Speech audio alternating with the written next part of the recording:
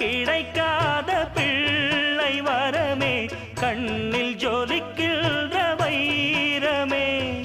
கோடி கொடுத்தாலும் உன்னை போல செல்வம் கிடைக்காது வாழ்விலே. புள்ளிமானே தூங்கும் மயிலே, என்னை மறந்தேன் நானம்மா.